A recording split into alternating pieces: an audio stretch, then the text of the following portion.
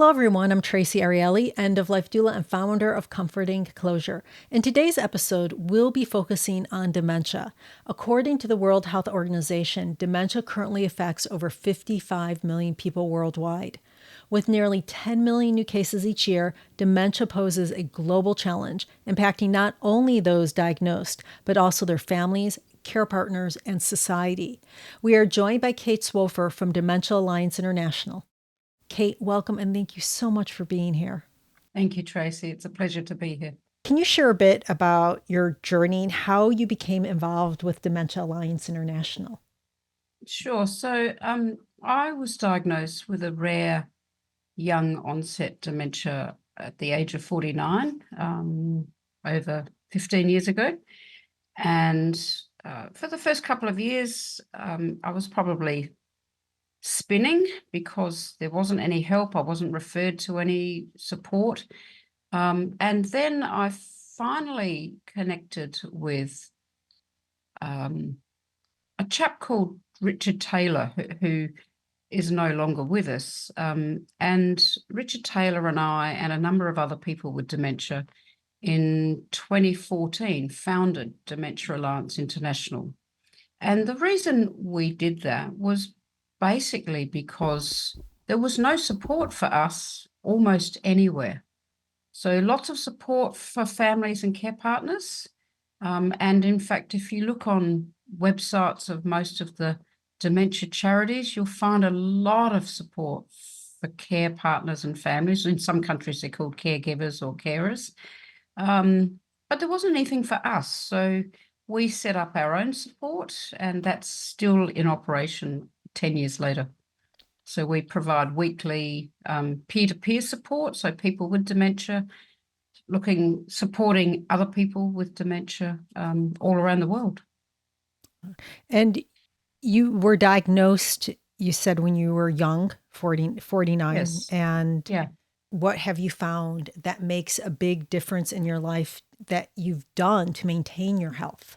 I think I had a couple of lucky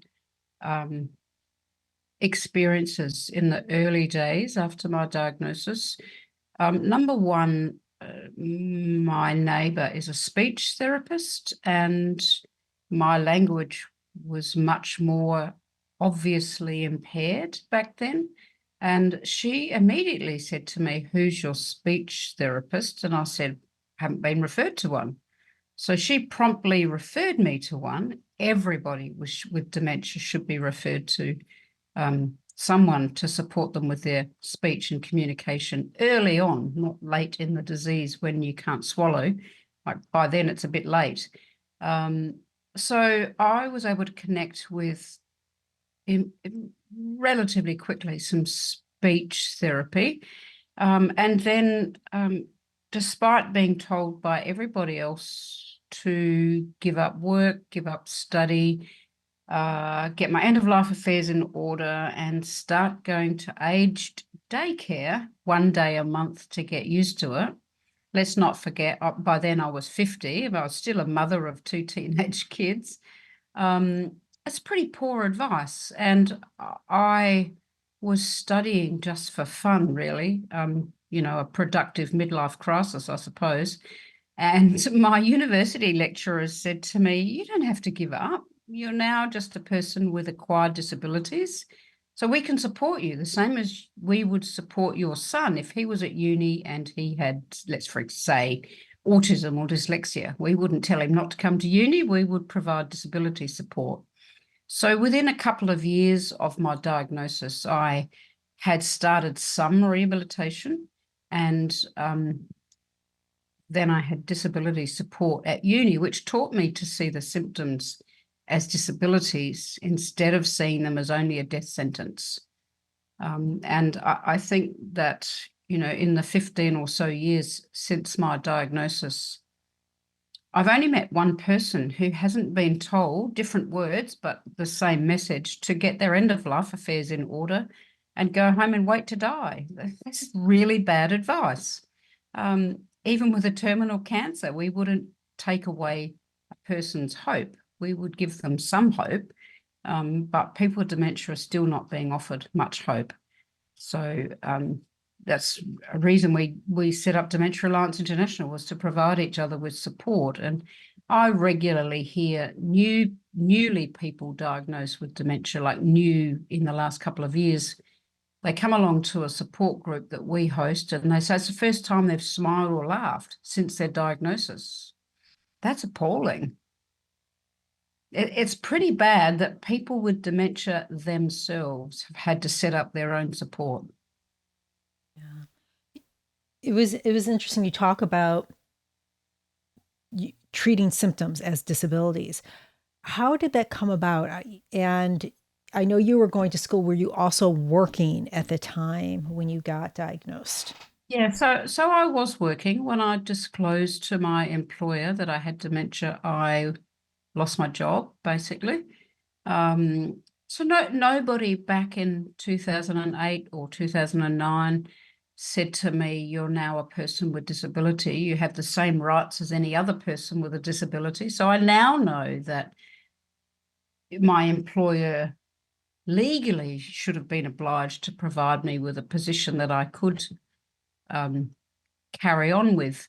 But nobody in the sector, in the dementia sector, told me that the symptoms were acquired disabilities. And, 15 or 16 years later, despite the World Health Organization having had it on their website for nearly 15 years, that dementia is a major cause of disability and dependence of older persons. So that's everyone with dementia, not just young people. The sector and researchers seem to just refuse to want to embed dementia as a disability into practice, because I'm not sure why. It actually does my head in that clinicians and researchers don't want to embed that into practice for people, because it can transform our lives. What has been some of the most significant adjustments that you've had to make? I think the most significant adjustments are actually less related to my own diagnosis of dementia and more related to people around me without dementia. So the stigma and the negative attitudes and the belief that we are dying little bit by little bit, instead of just changing in ways that you aren't, like I'm changing due to dementia, but also due to lots of other things that are going on in my life, and you're changing. But once people are diagnosed with dementia, there's a famous Australian a few years ago made a quote around Dementia Awareness Month, that, if you get cancer, all of your family and friends rally around you and they promise to be with you until your last breath. And if you get dementia, people quietly, sometimes not so quietly, disappear. And the stigma in the, over 15 years since my diagnosis, the stigma hasn't got any better. If you were to read the stigma research and all of the reports done ad nauseum repeatedly on stigma, we keep writing reports and doing research on them, but nothing changes. So there is a gross underestimation of the capacity of all people with dementia. And, I could give you an example of that. I'm a past nurse, and when I did my nurses training, it was hospital-based training, so a long time ago now. And I moved to the city after my training. And my first job in the city was in a aged care facility, or I think you call them nursing homes in America. And the senior staff said to me, "Oh, there's a lady called Nellie," and they advised me she was mute, and also advised me not to waste my time on her because she was mute. And that's not actually that uncommon, sadly. So I spent a lot of time in my childhood with older relatives, and I have a I have a lot of older friends. So that to me was, well, I'll spend more time with Nellie. So I used to do her, if I was on in the morning, do her showering and toileting and so on. And I was in the washroom with her one day, and if anyone in your audience listening to this has ever been a nurse or is still a nurse, it's a busy job. Like they're full days. It's not a sit around and have a cup of tea job. It's busy. And it was a really busy day. And I said to this lady, "Oh, Nellie, could you hurry up and have a wee?" And she looked at me and she winked and she said, "You can have a wee for yourself." And she had the cheekiest look. And I said, "I knew you were in there. Why won't you talk?" And she said, "The rest of them treat me like a moron. Why would I waste my breath?" And she only talked to me in the shower or bath or washroom until I left. So that was a really good example for me, or experience, of not underestimating somebody's capacity. If you are treated like you're not there, you'll start acting like you're not there. Imagine doing that to children. Why do you think people act that way towards those people who have dementia versus, the physical, cancer? Or is it because the other diseases are, or disorders are, physical in nature, where this is affecting your mental capacity? Yeah, I think that if you look at the stigma of mental illness, people have put dementia into that same basket, and there's still a lot of stigma around the world towards people with mental illness. But I think that the sector and society thinks of dementia like we did in the last century. Most people weren't diagnosed until they were quite late in the disease process, whereas researchers have been wanting to do research on people in the early stage of dementia or pre-dementia, in the prodromal stage where you're not even symptomatic. And so people are being diagnosed earlier and earlier and earlier in the disease process, which means they've got less deficits.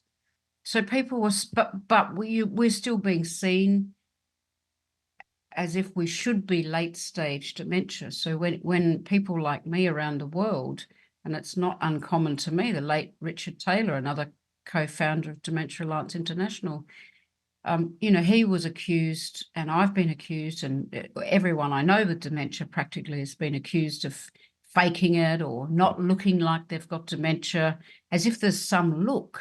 If you've got diabetes, you don't have a look. So there's very few conditions. There are a few, but there's very few conditions where there's a specific look. So Richard Taylor, for example, he got his diagnosing specialist, to write him a letter that he would fold up and carry it in his wallet. So if somebody said to him, "Oh, you're faking it," or "You don't look like you've got dementia," he'd get his letter out. And he even was accused of faking the letter. A prominent Australian woman, Christine Bryden, was accused, when she was more of a public figure, accused of not having dementia. And she used to put up her credibility slide, which was a picture of her brain pre-dementia and then showing some of the brain changes with dementia. And she was accused once by a specialist of having stolen somebody else's imaging. So, it's I've been publicly defamed. What can you do about that? You can't do anything about that other than try and educate people. There's a specialist in the UK who constantly, maybe not so much lately, but he was very prominently saying that people like me around the world didn't have real dementia, whatever that means. So, as diagnosing us over our Twitter feed, or having seen somebody give a 12-minute presentation, can't really diagnose anybody for any condition based on a Twitter feed or a 12-minute presentation. So there's this misperception, I suppose, that we're meant to all be hidden away in an aged care facility somewhere. Or that you should be, you know, that you should be at a point that you can't function out, Yeah. as, how, so not only do you have the stress of having dementia, but you have this extra stress of having to prove yourself Yeah. every corner and every, turn of events. Everywhere you turn, Yeah. actually, there's somebody saying you haven't got dementia, you don't look like you've got dementia. I gave there was a fantastic comment from one of our support group members last year, and we were having the discussion about, how annoying it is. It's actually offensive to be told that you are faking it. And she said her response to people when they say to her that she doesn't look like she's got dementia, and she says to them, "You don't look like you don't." And I think that's perfect. You have to have a lot of humor to get through living a positive and more public life with dementia. You definitely have to have a lot of humor. Yes. Yes. How do you manage, the emotional challenges? We just talked about one of them, you not being believed, but how do you handle all of the emotional challenges that come with dementia? In the very early days, I probably wasn't handling them very well.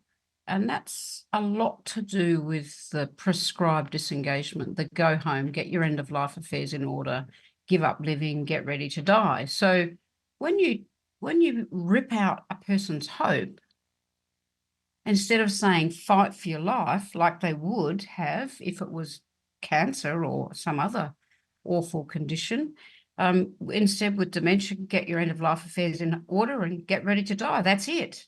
So that didn't take away just my hope. That took away my family's hope. That, it's very debilitating. And I had previously had a lot to do with suicide grief.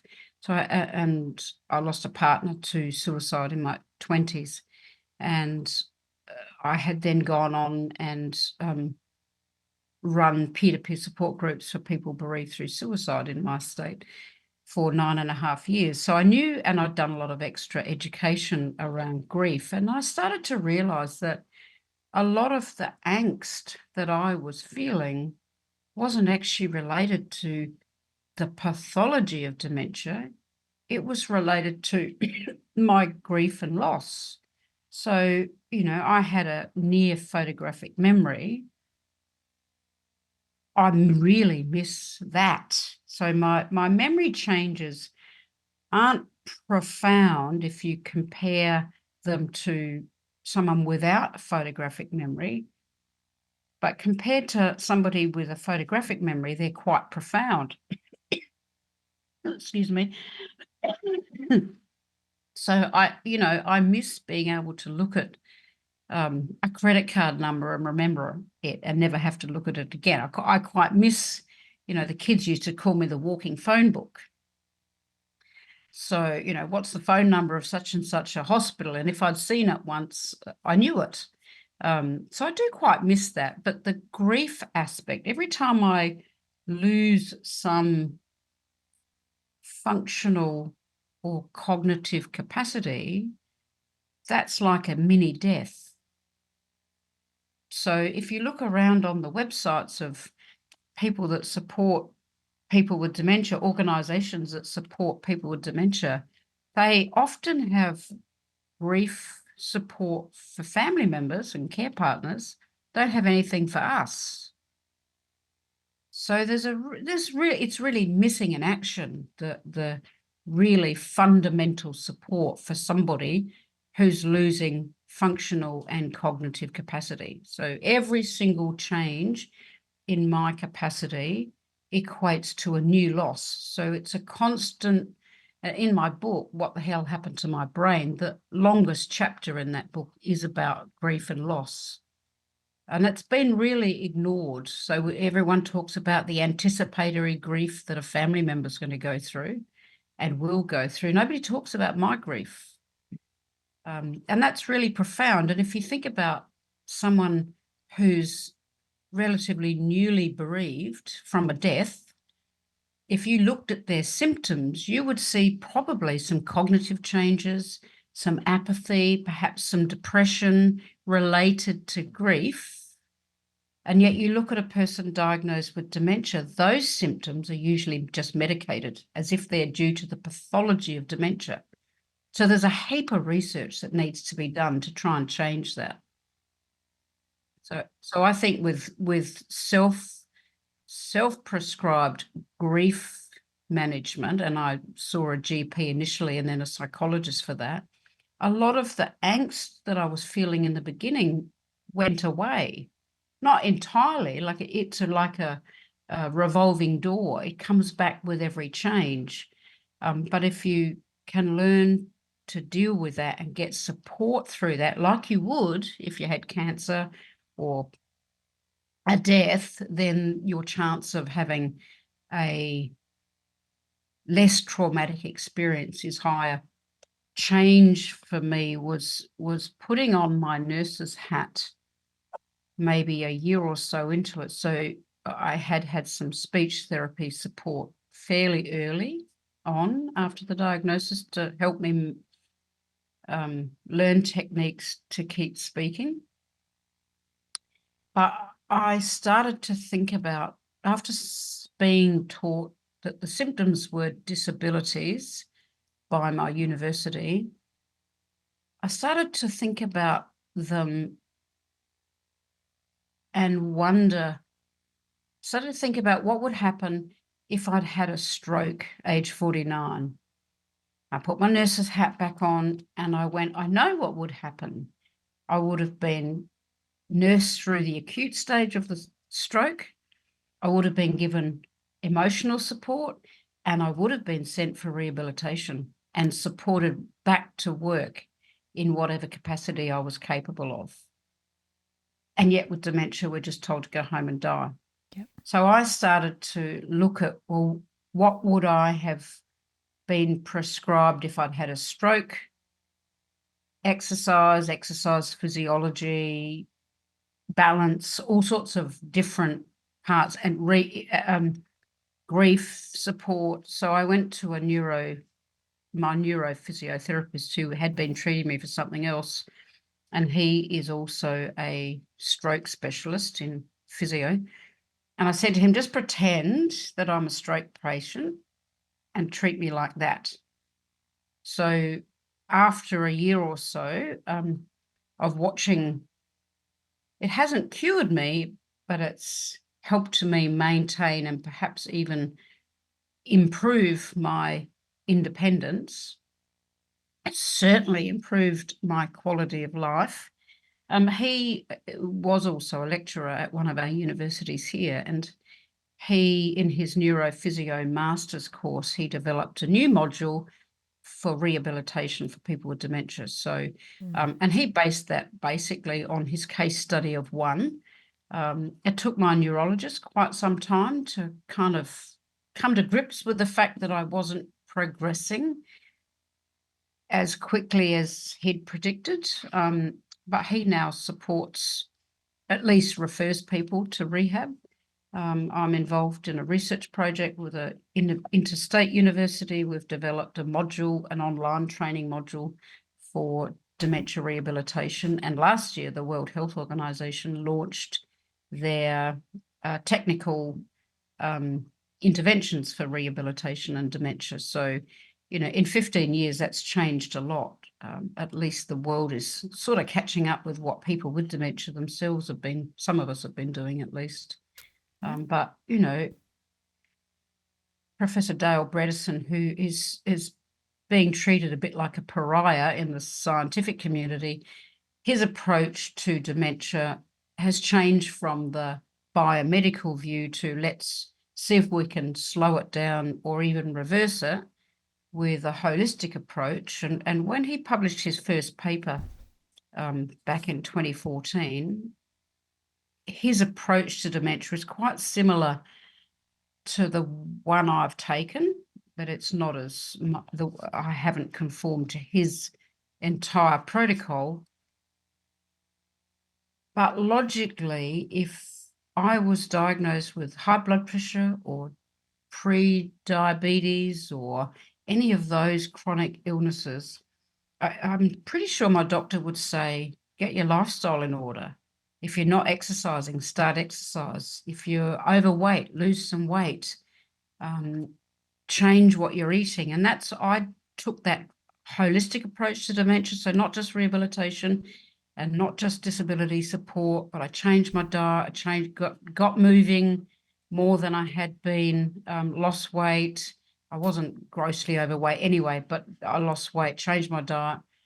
And, even if it's not a cure, even if it doesn't slow down someone's progression of the symptoms of dementia, surely being healthier is a good thing. It definitely improves your mood. It improves your independence. So again, I really struggle with the research, particularly the research in the clinical community, not embracing a lifestyle change for people with dementia. Why wouldn't you do that? Well, Because the risks of dementia or increased progression from things like diabetes is really high. It's just common sense to me. yeah, I like that you brought in grief, that you talked about grief, because that is overlooked, and it's overlooked, period. It's just, we hate grieving. We just don't, we want to be happy, right? And so in most cases, unless a person has died, then grief is overlooked. And even when a person has passed away, grief is only looked at for the first month or so, and then you're supposed to be over it. I interviewed someone who had lost a limb, and I talked to him about grief, and he's like, no one talks about grief. And so I like that you focused on that, because that grief also changes the brain.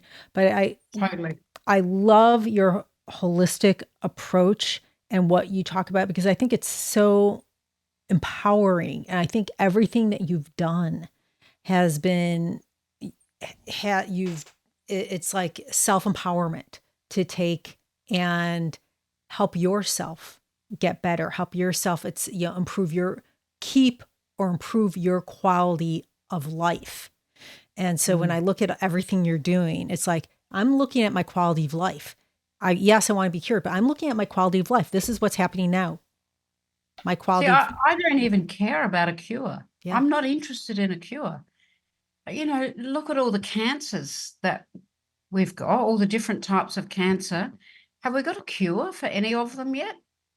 Almost, with one or two, but probably not. Yeah. And that receives the most funding of any serious illness. If you look at the amount of funding for research, cancer gets the most. Let's stop focusing on a cure. Like, the scientific community has fast-tracked in the last 3 or 4 years 3 really harmful drugs for people with dementia. And, I've had discussions about that with scientists around the world. And one of them actually said to me, well, it doesn't matter if it's harmful. People with dementia won't know that. Wow. So, that first drug that was fast-tracked and approved by the FDA in America, I don't know, 3 years ago, Aduhelm, 3 of the scientists at the FDA resigned over that drug being released. And, it was 56,000 Australian dollars per person, or American dollar, I can't remember, $56,000 a year for a drug that was actually now off the market, harmful. And yet people are really struggling with the concept of a healthy lifestyle approach to dementia, which costs not too much, actually. Probably saves you money going on a healthy lifestyle. Yeah. Says a lot. That says It says a a lot. real. So this focus on a cure by the dementia sector is, I find it obnoxious, but also totally unrealistic. when we look at all the other diseases and all the funding that's been dumped into them, and we still don't have a cure for any of them. Your friends, your family, your community, the professional care partners, how have they contributed? Hopefully they've contributed to your journey. I know that you've said that you lost friends. But what were some of the things that the people who did rally around you, what did you find effective? What was most helpful? I would say that the majority of my pre-diagnosis friends and more immediate family don't support me at all now, at all. And in fact, if I got cancer and they came back to support me, I probably would say no thanks. Because if you can't support me through everything, I'm not interested in a selective support from anybody. There's enough people in my life who are supportive of me. But I think one of the most important things that has happened, one nursing friend and her partner came to visit me. It was 3 or 4 years into the diagnosis, and her partner or husband, I can't remember if they were married or not, said to me, how are you? And I said, oh, that I'm fine. Everything's fine. We all kind of just say that. Everybody says that with and without dementia. And he said to me, look, tell me how you really are. And I said, oh, it gets a bit boring. And he said, look, but if we don't know what's going on for you, and how are we supposed to know how to support you?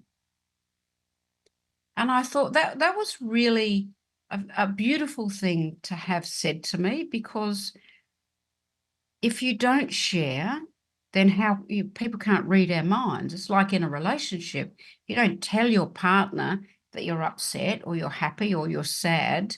You can't expect people to read your mind. So I think, there was a girl in the Dementia Advisory Committee that I founded in Australia, hosted by Dementia Australia, back when it was still called Alzheimer's Australia. And she and I talked a lot about this, and we said we have a responsibility, just as we believe society has a responsibility to support us in some way, like they would if we had cancer. We also have a shared responsibility in being honest about what it's like. So, you can't read my mind and I can't read your mind. And the sadness of losing functional capacity is quite profound. But if you don't talk about that, it's like grief of like a death grief. Certainly when David took his life, as you said earlier, everyone turns up to a funeral, and maybe for 3 or 4 weeks, people will drop in or make a phone call, maybe even do a food drop. And then after that, they get back on with living. And that's not a bad thing. That is just what happens. But your loss hasn't gone away. And so if you don't share that with people, if you just keep that hidden, and I guess for people with dementia, it's hard to share that stuff, because if you've got some family and friends who've, number one, don't believe you've got dementia, why would you share stuff with them? Probably not even seeing them. And then the rest of the time it's kind of like this survival mode, and you're struggling to find support. I've met people online with dementia who maybe were diagnosed 5 years ago, and I go, this is the first bit of support we've ever had. That's not okay. And COVID came along, and most of the wealthy charities, dementia charities, suddenly started doing some online support for people with dementia. And since COVID's gone away, that's all gone away again. It's extraordinary. It's like we don't actually matter, even though we are used for fundraising. We're at the heart of all fundraising campaigns, but we don't actually get much support.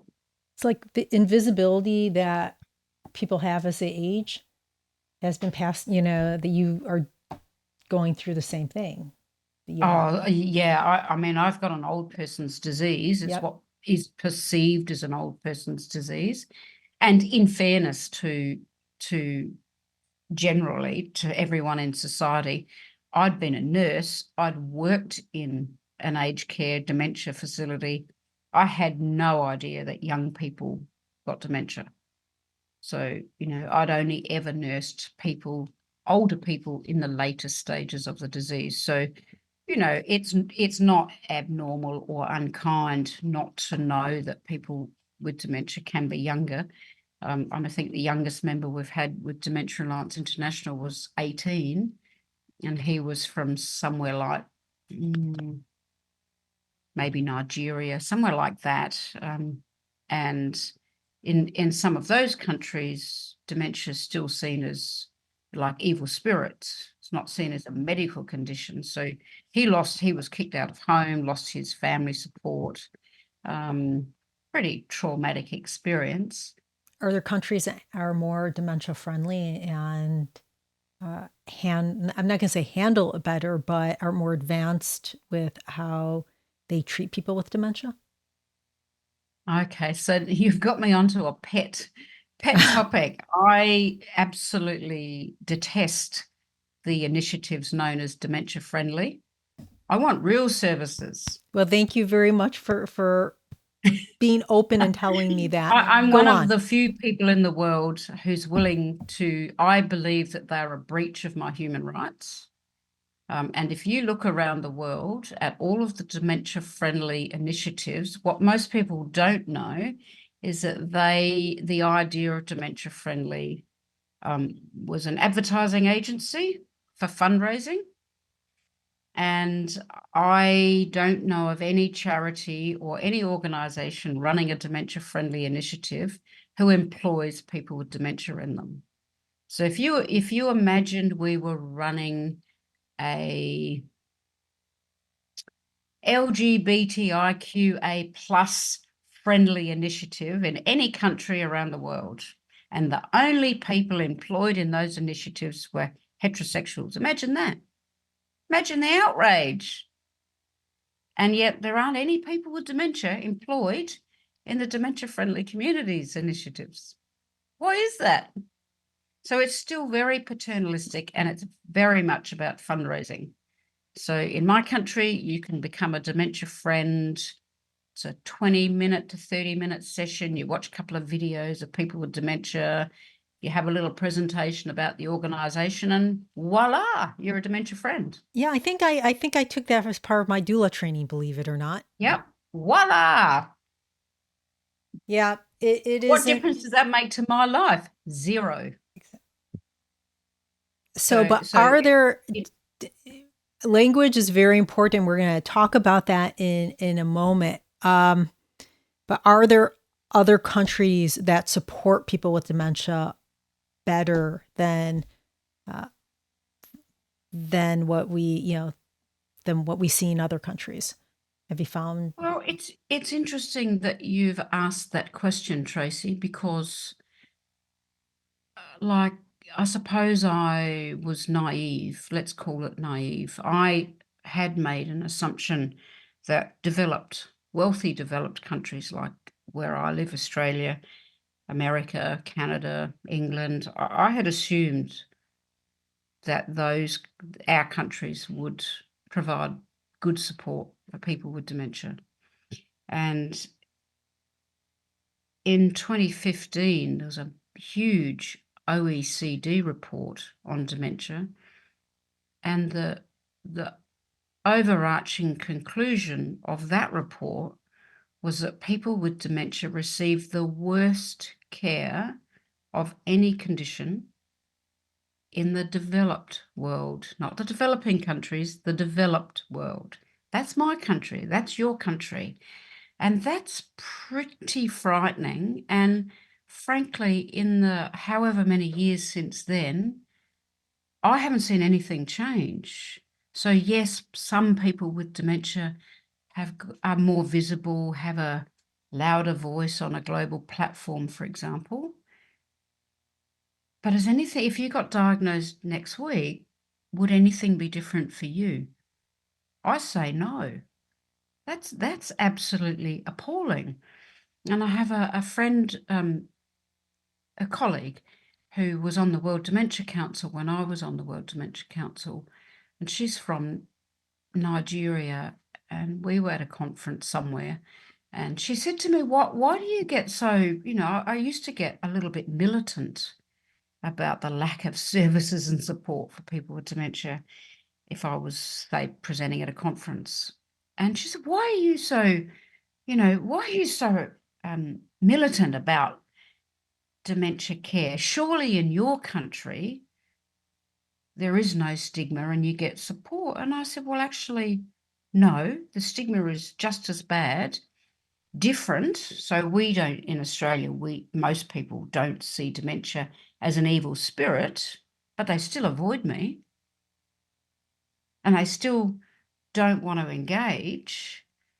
And frankly, the support should be much better in my country based on the amount of wealth that we have compared to a country like Nigeria. I said, so you don't, like in Nigeria, maybe there aren't even neurologists to diagnose. But here there are, and people still miss out on timely diagnoses. So, my country and your country should be doing it much better because we do have the wealth, but we're not. We're not doing it any better than Nigeria, just differently, but not better. I'm going to shift now to talk about Dementia Alliance International. In what ways is Dementia Alliance International working to change public perceptions and policies regarding dementia? Are they, or is that not? Or are you really just focused on that support, that self-support? Yeah, so Dementia Alliance International started out we launched on the 1st of January 2014 with 8 people diagnosed with dementia from 3 different countries. So I think we had a couple of Canadians, myself from Australia, and the rest from America. And we started out as just peer-to-peer support. But we did some fundraising and we attended our first conference as an organisation in 2014. It was the Alzheimer's Disease International Conference. Like I was obviously with only 8 members to start with, that is who made up the board. So we were really active at as many conferences as we could physically afford to attend because we didn't have any funding. Funding's been a massive struggle for Dementia Alliance International, and I've come to the conclusion 10 years after launching that people don't want to give us enough money to operate at a high level because that would be far too, let's not give people with dementia real autonomy. They want to control us. So one of the funders a couple of years ago stopped their strategic partnership funding with us, and $20,000 a year is not enough to run an organisation anyway, and then set up their own global voice of people with the lived experience of dementia. But that's so they can keep control that way. So many of the charities who have active advocates, the advocates have to agree not to say anything negative publicly about the organisation. So it's kind of a gag order. So Dementia Alliance International, I stepped down from leadership a couple of years ago. I felt like it was time for me to step down and other people to step up. I had spent a lot of time travelling around the world, going to the WHO, going to the United Nations, going to conferences everywhere. And in the end, I just couldn't see the point because I was initially the token one person. How can one person represent 55 million to start with? But how can you have a voice when you're one person amongst, say, 20 or 30 or a large global organization. It's impossible to have a truly autonomous and authentic voice. You end up just contributing to their fundraising for them because they can tick the box that they've got people with dementia involved. And it sounds a bit blunt and a bit harsh, but basically I think that we've only been allowed to have a voice because we've really helped with fundraising. We haven't got a voice yet, I haven't got an authentic voice, and I have a publicly known opinion about certain things, like my aversion to dementia friendly. And so I've been actively excluded from any of the major important meetings about that on that topic, both in this country and globally, because I don't want somebody that won't toe the line. And that's a harsh reality to accept. I started out campaigning thinking I might have a little chance of improving things. The most support that people get is the peer-to-peer support through Dementia Alliance International. So I think that's their best focus and where they should continue to spend their time and resources, minimal as they are. But the resources come with a gag order. You can't say anything negative about the organisation providing the money. So what's the point of the money? Can't actually advocate. Yeah. Yeah. It's pretty disturbing, actually. It is. It is. But that peer-to-peer support, what does that look like within the context of the alliance? How do you all support each other? So we have weekly set meetings, and they're on Zoom, like we're meeting on Zoom today, and we limit the numbers up to about 12 to 16. As a past professional in grief counselling, you do need to limit the numbers of people. But what tends to happen is I think the most important work that Dementia Alliance International has done and continues to do is it ends up becoming a platform or a launch pad for people diagnosed with dementia to get back to living.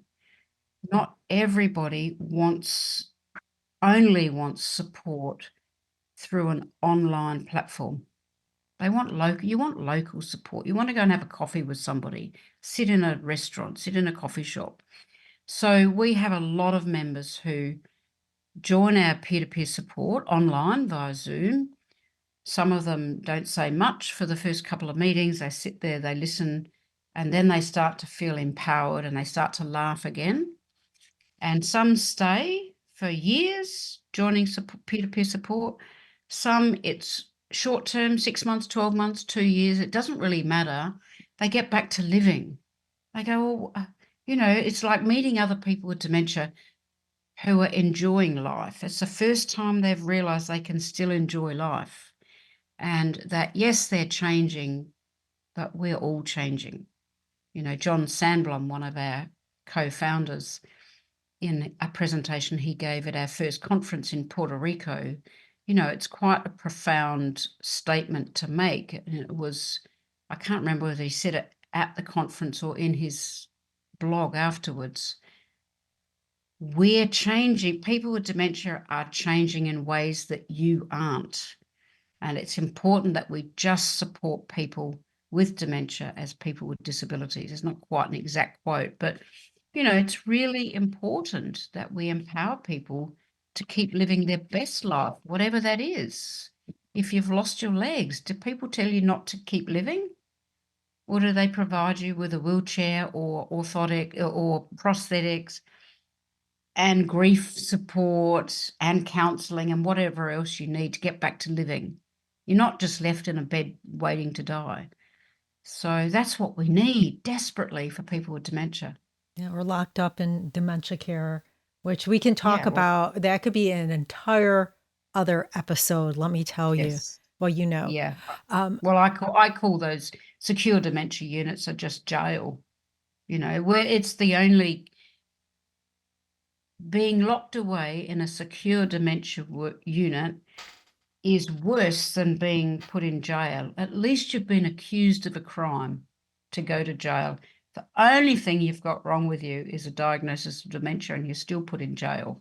Yeah. And we stopped like NASA stopped segregating people in the 50s. Why are we still segregating people with dementia? Yeah, definitely. But we're almost at the end of time. I want to ask one last question. Reflecting on your experience all these years, what advice would you give to your younger self or others who are just starting this journey? I think if I were to give advice to myself at the beginning of the diagnosis, it's a little bit more complicated than one piece of advice. It would be demand support to keep living. So if that means rehab, if that means disability assessment and support, rehab means grief counselling, physical, emotional, all of those things. Demand support to keep living your life. And yes, dementia is a terminal illness. So is being born. So why give up living just because you've got a diagnosis of dementia? Demand support to keep living your best life. Yes, it's terminal. Yes, if you want to just give up working, give up whatever, and jump on the bucket list, because, there's about there's more than 150 types or causes of dementia, and some of them are pretty progressive. Maybe you want to just jump on your bucket list, go and jump out of a plane, or, do things that you want to do before you die. Or maybe you just want to keep working or volunteering. So I think it's that demand support to keep living your best life, whatever that is for you. Yeah, I love that. Thank you. Thank you. So thank you for being here and sharing everything that you just have shared, your wisdom, your experiences, and the efforts of Dementia Alliance International are truly inspiring. For those that are interested in learning more about dementia or seeking some support, how can they get in touch with you or, get more information about your organization? So Dementia Alliance International is obviously a website. Everyone has a website these days, and that's literally the name of the organisation, www.dementiaallianceinternational.org. I think you can get to it, www.infodai.org. I'll send you the details to pop up on your site, Traci. If people want to connect with me personally, my own website, www.kateswaffer.com. It used to be a daily blog. There's a lot of information on my website about living with dementia. It hasn't been very active the last few months, but there's years and years of resources there.